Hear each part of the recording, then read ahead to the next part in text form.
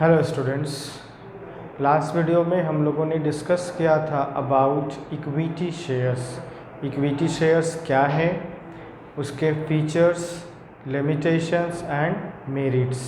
Equity shares जो है वो कंपनी को कैपिटल प्रोवाइड करवाते हैं और जो इसे होल्ड करते हैं उन्हें हम इक्विटी शेयर होल्डर्स बोलते हैं। Okay, equity shares honours fund के नाम से भी जाना जाता है और ऑनरशिप कैपिटल भी हम इसे बोलते हैं। इक्विटी शेयर होल्डर्स को कुछ राइट मिलता है जो अदर शेयर होल्डर्स को नहीं दिया जाता है। ये हम लोगों ने डिस्कस किया था। फॉर एग्ज़ाम्पल उन्हें वोटिंग राइट्स मिलता है और मैनेजमेंट में वो अब पार्टिसिपेट कर सकते हैं। मैनेजमेंट का जो काम होता है वो उसमें पार्टिसिपेट कर सकते हैं, जैसे डेमोक्रेटिक कंट्रोल ओवर मैनेजमेंट, ये इक्विटी शेयर होल्डर्स को ही प्राप्त होता है। इक्विटी शेयर्स के जहाँ पर मेरिट्स मिलता है वहीं पर उसे कुछ ना कुछ लिमिटेशंस यानी डीमेरिट्स का भी सामना करना पड़ता है। इक्विटी शेयर्स को अगर वोटिंग राइट्स है, मैनेजमेंट में वो पार्टिसिपेट कर रहा है, तो अगर कंपनी को लॉस होता है तो वो लॉस भी वही बेयर करेगा, क्योंकि इक्विटी शेयर होल्डर जो है वो कंपनी का ऑनर होता है। तो ऑनर को तभी कुछ ना कुछ मिलेगा जब सारे क्रेडिटर्स का भुगतान कर दिया जाएगा। जब हमने सारे क्रेडिटर्स का भुगतान कर दिया, अब कुछ अमाउंट बचता है तभी इक्विटी शेयर होल्डर्स को दिया जाएगा। उसी प्रकार जो लॉस होगा तो लॉस भी जो बेयर करेगा वो कौन करेगा, वो इक्विटी शेयर होल्डर्स ही बेयर करेंगे। तो इक्विटी शेयर होल्डर्स जो है वो ज़्यादा रिस्क बेयर करते हैं। अगर ज़्यादा प्रॉफिट हुआ तो वो इंजॉय करेंगे, अगर लॉस हुआ तो ही उन्हें भुगतान करना पड़ेगा। ये कुछ पॉइंट्स थे जो हम लोगों ने लास्ट वीडियो में इक्विटी शेयर्स में डिस्कस किया था। इस वीडियो में हम बात करने वाले हैं about preference shares. Preference shares क्या है और प्रेफरेंस शेयर होल्डर्स को क्या राइट्स मिला है, ओके, उनके क्या मेरिट्स एंड लिमिटेशंस हैं। So let's start with the definition of preference share. Preference shares are दो शेयर, प्रेफरेंस शेयर वो शेयर्स होते हैं which enjoy certain priorities, okay, जिनको क्या मिल रहा है, कुछ ना कुछ प्रायोरिटीज़ दिया जा रहा है। किसके ऊपर, इक्विटी के ऊपर दिया जा रहा है। Regarding the payment of dividend at a fixed rate, हम लोगों ने देखा था कि जो इक्विटी शेयर्स होल्डर होते हैं उन्हें सबसे लास्ट में भुगतान किया जाता है। कंपनी को अगर प्रॉफिट हुआ है तो सबसे पहले हम उन क्रेडिटर्स के बारे में बात करेंगे या उनको भुगतान किया जाएगा जो कंपनी के क्रेडिटर्स हैं, प्रेफरेंस शेयर्स हैं। उसके बाद अगर कुछ बचता है तो ही हम इक्विटी शेयर्स को भुगतान करते हैं। लेकिन यहाँ पर जो बात हो रही है कि जो प्रेफरेंस शेयर्स होते हैं वो कुछ इंजॉय करते हैं priorities regarding the payment. Payment के रिगार्डिंग अगर हम बात करते हैं तो इसको पहले मिलता है over equity shares at a fixed rate. Eight a fixed rate यहाँ पर क्यों लिखा है, मैंने आपको प्रीवियस वीडियो में बताया था कि जो इक्विटी शेयर्स होते हैं तो उनका जो रिटर्न होता है, उनको जो प्रॉफिट मिलता है वो फिक्स्ड नहीं होता है, वो फ्लैक्चुएट करता है। वो डिपेंड करता है प्रॉफिट एक साल में कितना कमाया, नेक्स्ट ईयर में कितना कमाएगा, अगले नेक्स्ट ईयर में वो कितना कमाएगा, तो वैरी करता रहता है। इक्विटी शेयर्स को जो डिविडेंड प्राप्त होता है या जो रिटर्न मिलता है वो फिक्स्ड रेट पर नहीं होता है, वो फ्लैक्चुएट करता रहता है। लेकिन अगर हम प्रेफरेंस शेयर्स की बात करते हैं तो प्रेफरेंस शेयर्स को जो डिविडेंड मिलता है, जो पेमेंट किया जाता है, वो फिक्स्ड रेट पर किया जाता है। And return of the investment, जो प्रेफरेंस शेयर होल्डर्स के द्वारा इन्वेस्टमेंट किया जाता है और जो उसका रिटर्न उन्हें प्राप्त होगा या जो उन्हें डिविडेंड प्राप्त होगा वो फिक्स्ड रेट पर होगा। अब यहाँ पर बात करते हैं कि फिक्स्ड रेट पर क्यों होगा, क्योंकि जो प्रेफरेंस शेयर्स होल्डर्स होते हैं वो रिस्क नहीं लेना चाहते हैं, लेकिन जो इक्विटी शेयर्स होल्डर होते हैं वो रिस्क बेयर करते हैं और ज़्यादा रिस्क वो लेते हैं।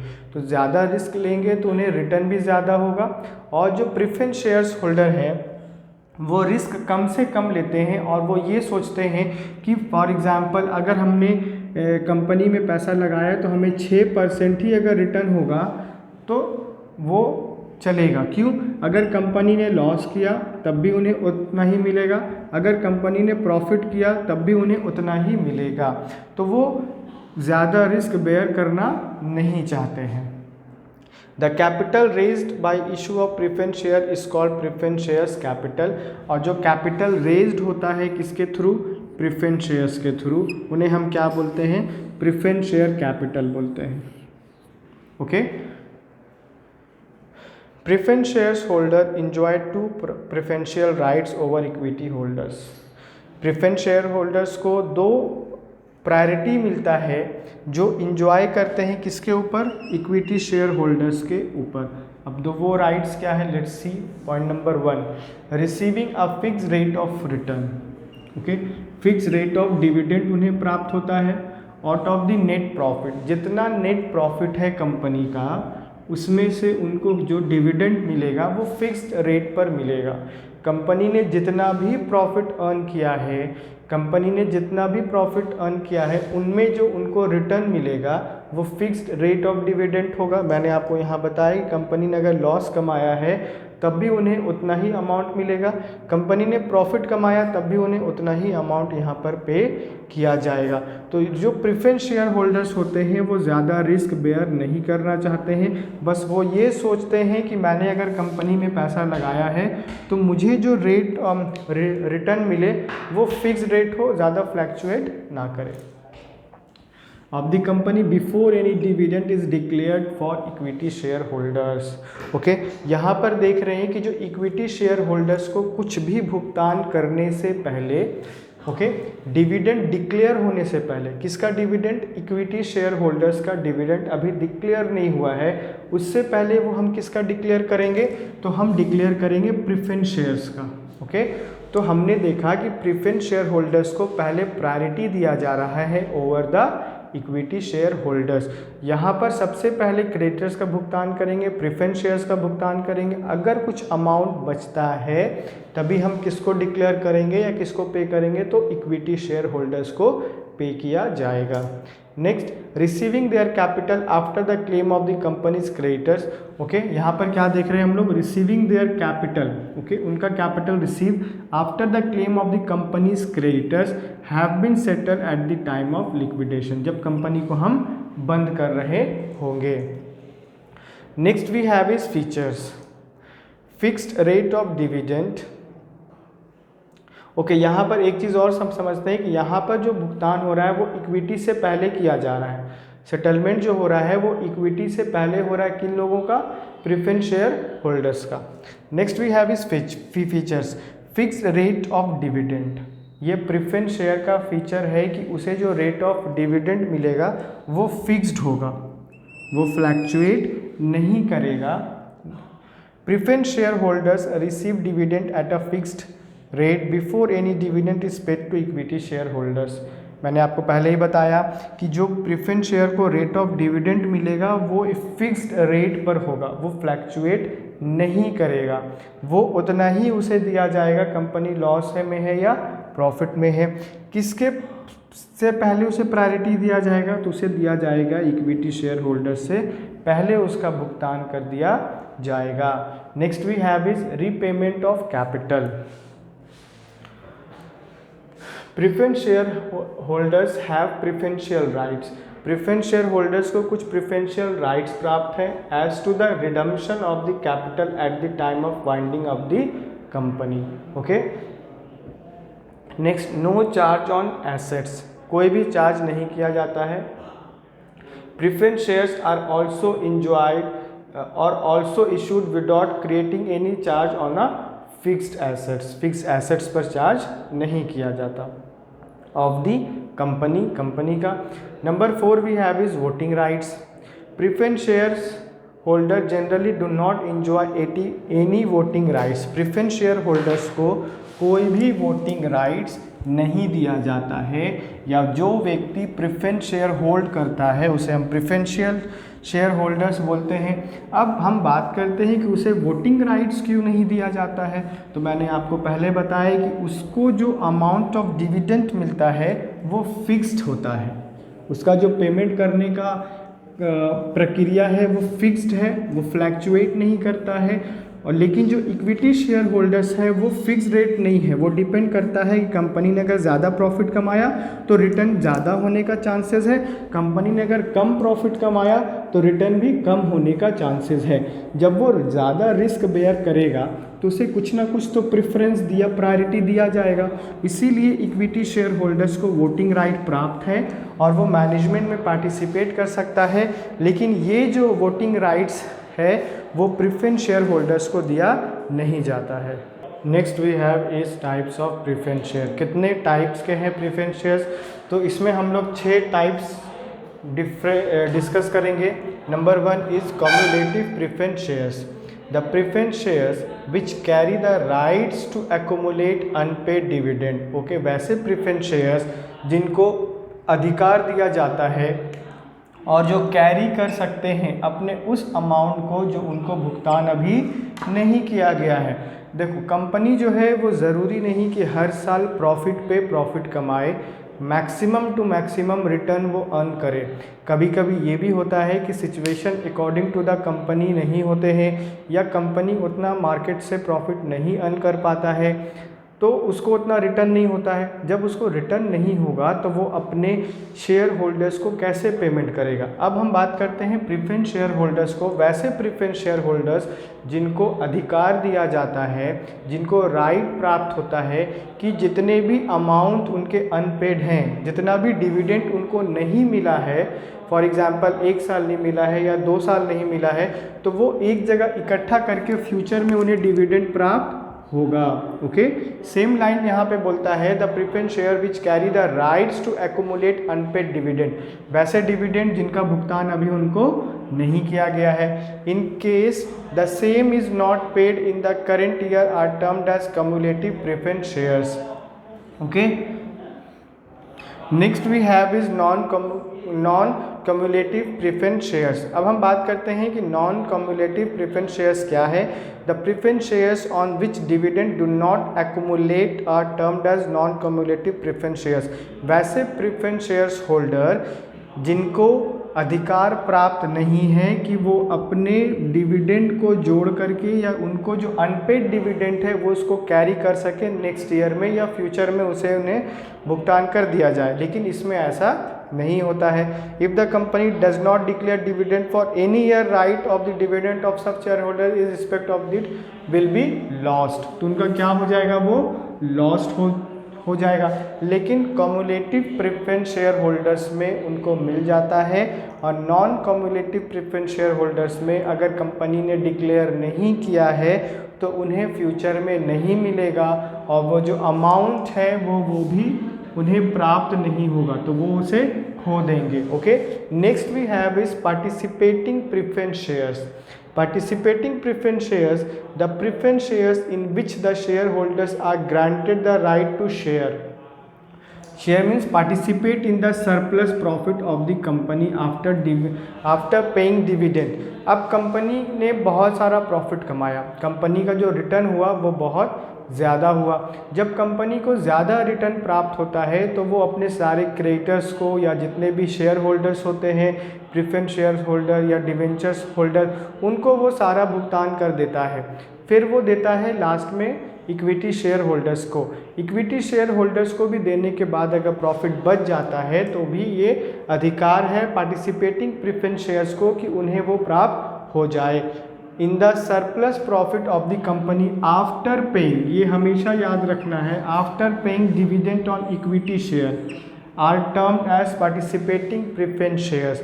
ये ऐसा नहीं है कि प्रेफरेंस शेयर होल्डर्स को देने के बाद अगर प्रॉफिट बचता है तब भी हम प्रेफरेंस शेयर होल्डर्स को देंगे, नहीं।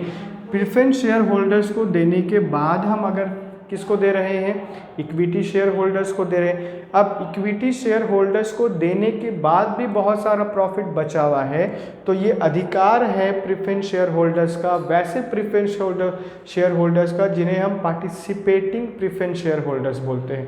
क्योंकि टाइप्स ऑफ प्रेफरेंस शेयर्स में तो हम लोगों को 6 टाइप्स पढ़ना है। अब हम सारे प्रेफरेंस शेयर होल्डर्स को ये अधिकार तो नहीं दे सकते हैं कि वो पार्टिसिपेट कर पाए सरप्लस में, उनको ये अधिकार नहीं मिलता है कि वो प्रॉफिट में और ज़्यादा अर्न कर पाए डिविडेंड। तो पार्टिसिपेटिंग प्रेफरेंस शेयर होल्डर्स को ये अधिकार दिया जाता है कि वो उनको डिविडेंड मिलने के बाद फिर इक्विटी को डिविडेंड दिया जाता है, उसके बाद भी अगर प्रॉफिट बचता है या सरप्लस बचता है तो उनको अधिकार है कि वो उसमें वो पार्टिसिपेट कर सकते हैं। Next we have is non participating preference shares. The preference shares in which share holders do not carry the privilege. Okay, इसमें प्रेफरेंस शेयर होल्डर्स को अधिकार नहीं है या प्रिविलेज नहीं है कि वो पार्टिसिपेट कर पाए। Surplus profit along with the equity share are termed as non participating preference shares. Okay, यहाँ पर अधिकार है कि वो इक्विटी के साथ पार्टिसिपेट कर सकते हैं, लेकिन यहाँ पर नॉन पार्टिसिपेटिंग प्रेफरेंस शेयर्स में ये अधिकार नहीं है कि वो इक्विटी के साथ प्रॉफिट शेयर करे, या उन्हें ये अधिकार प्राप्त नहीं है। Next we have point number 5, convertible preference shares. Okay, preference shares that can be converted into equity. वैसे प्रेफरेंस शेयर्स जिनको ये प्रेफरेंस है कि वो अपने शेयर्स को इक्विटी शेयर्स में चेंज कर सकते हैं या कन्वर्ट कर सकते हैं।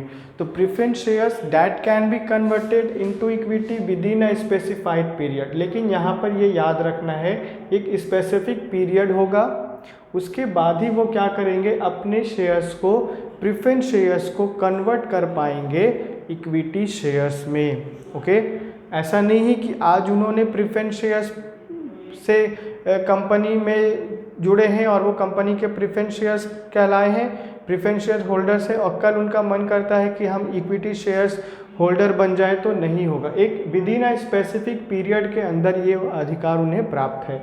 Next we have is non convertible preference shares.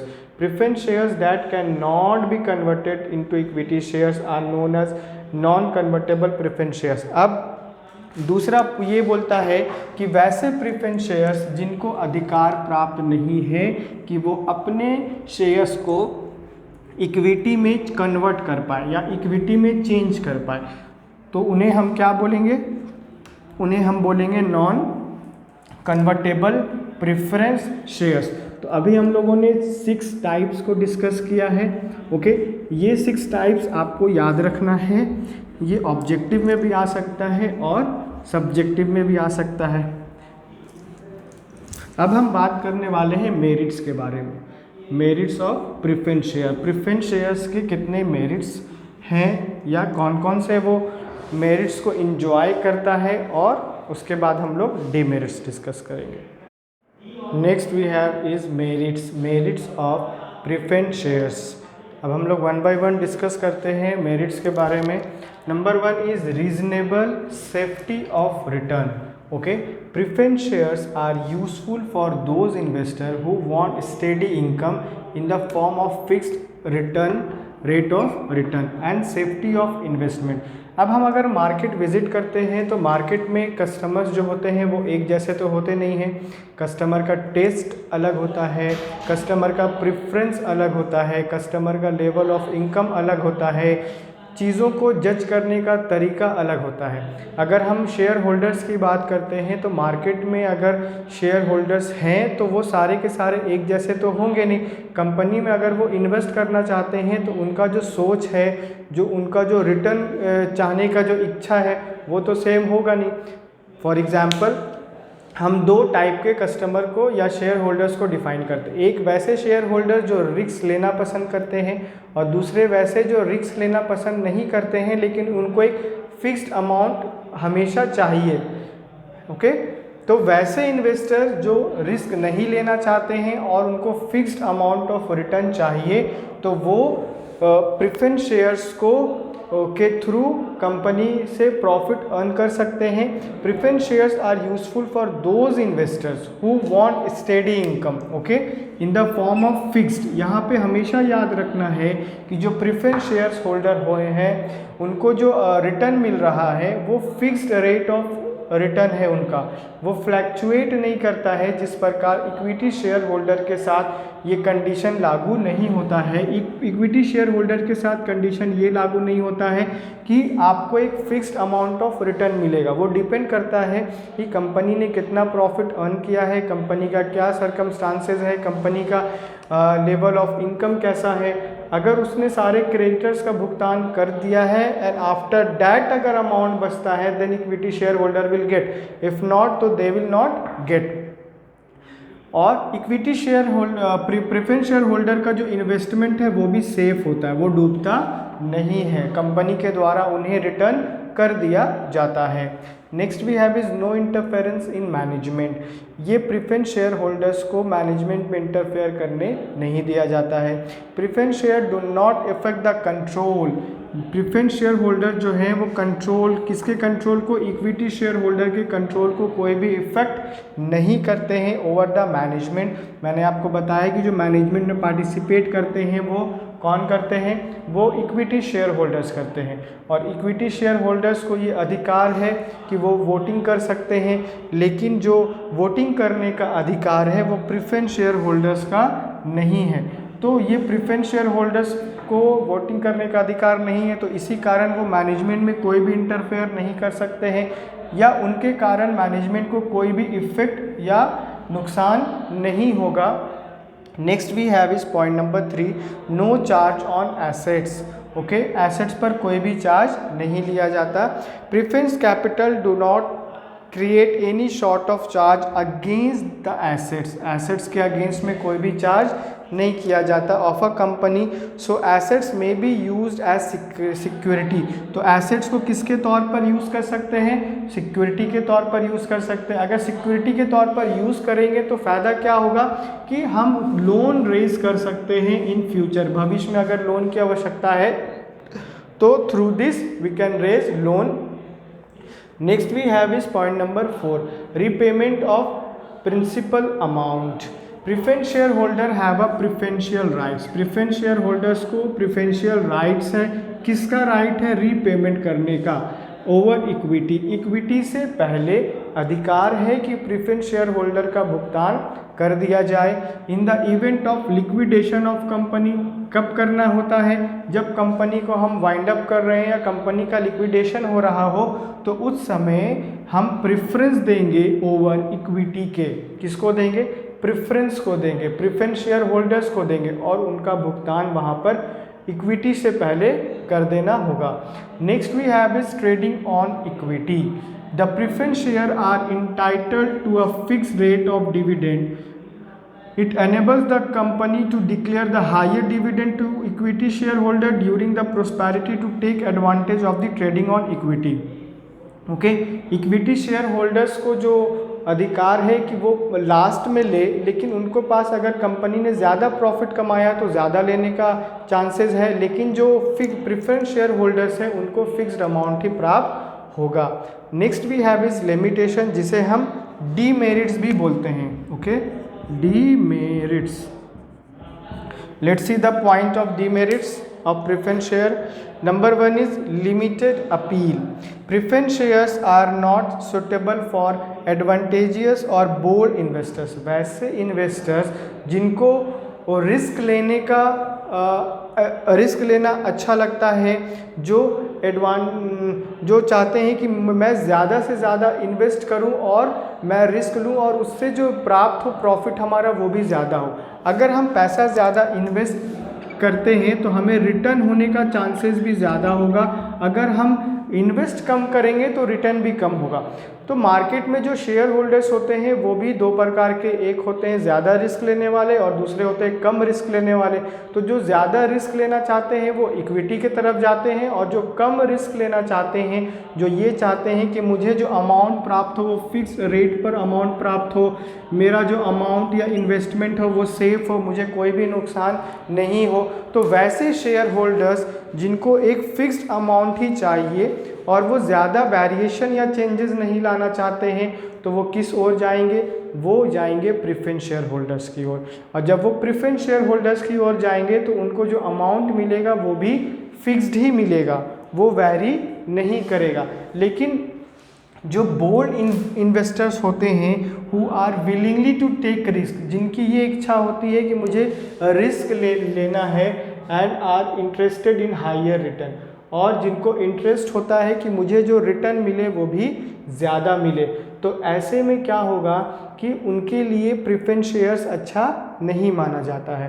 Preference shares वैसे ही लोगों के लिए अच्छा माना जाता है जिनको फिक्स्ड अमाउंट चाहिए या जो रिस्क उतना नहीं लेना चाहते हैं, जो ये चाहते हैं कि मुझे जो रिटर्न हो वो फिक्स्ड रेट ऑफ डिविडेंड ही मिले, और ये बोल्ड इन्वेस्टर्स के लिए अच्छा नहीं होता है। Next we have is no tax benefits. There is no tax saving in case of dividend. Okay, यहाँ पर कोई भी टैक्स नहीं बचा सकते या कोई भी सेव नहीं कर सकते टैक्स को on preference shares as they are not deductible from the profit as are expenses. अब प्रॉफिट से हम उन चीज़ों को डिडक्ट कर देते हैं जो हमारा खर्चा होता है। ओके, लेकिन प्रेफरेंस शेयर के कंडीशन में हम उसको वहाँ से रिड्यूस या डिडक्टेबल नहीं करते हैं, माइनस नहीं करते हैं कि कहाँ से, प्रॉफिट से माइनस हम उसे नहीं करते हैं। Okay, next we have is point number 3, unreliable and low return. Preference shares carry a fixed. Preference share जो है वो कैरी करता है किस चीज़ को, फिक्स को कैरी करता है, but low rate of dividend. Fixed है लेकिन लो है। मैंने आपको बताया कि जो प्रेफरेंस शेयर होल्डर्स होते हैं वो ज़्यादा रिस्क लेना पसंद नहीं करते हैं, हम उन्हें बोल्ड इन्वेस्टर्स नहीं बोलते हैं, तो उनको जो अमाउंट मिलता है वो फिक्स्ड रेट पर ही मिलेगा।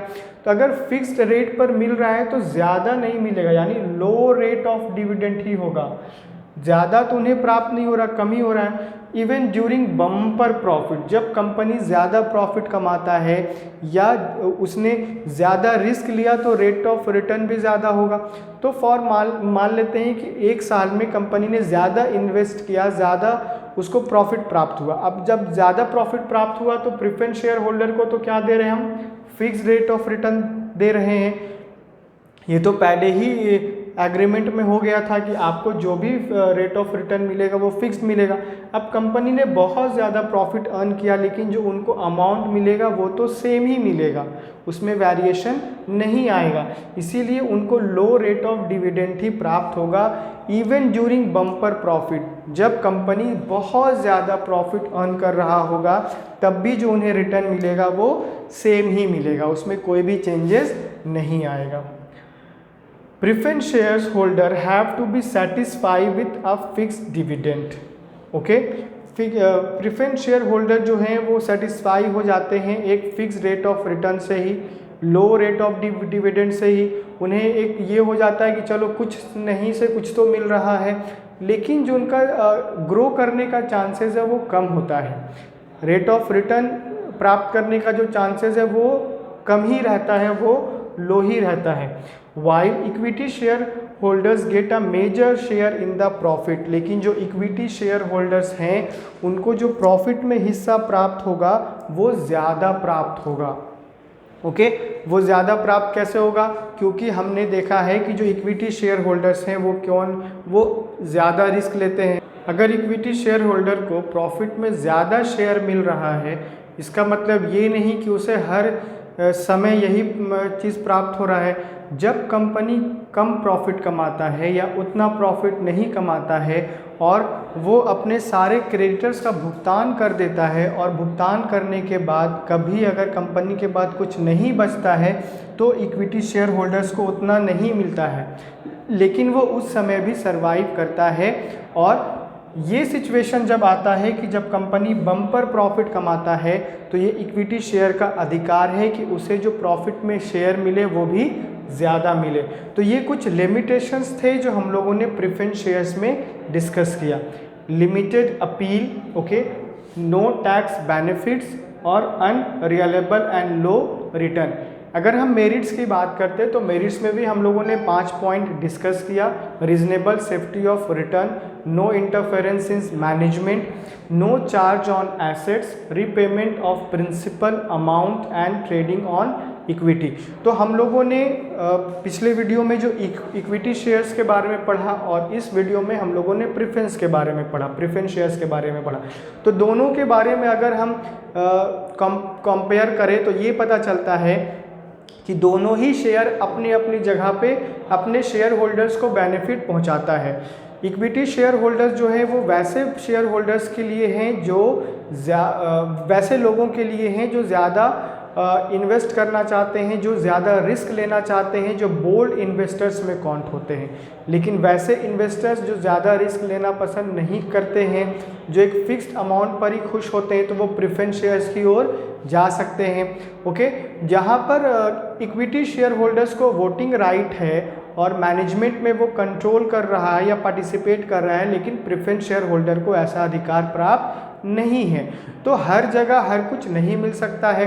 अगर इक्विटी शेयर होल्डर्स को सरवाइव करना है तो प्रॉफिट अगर नहीं भी है तब भी वो कंपनी का पार्ट रहेगा और वो लॉस को बेयर करेगा। लेकिन प्रेफरेंस शेयर्स की बात करते हैं तो प्रेफरेंस शेयर होल्डर को प्रायोरिटी दिया जाता है over the equity. Okay, next video में हम लोग नेक्स्ट टॉपिक डिस्कस करेंगे इसी यूनिट का।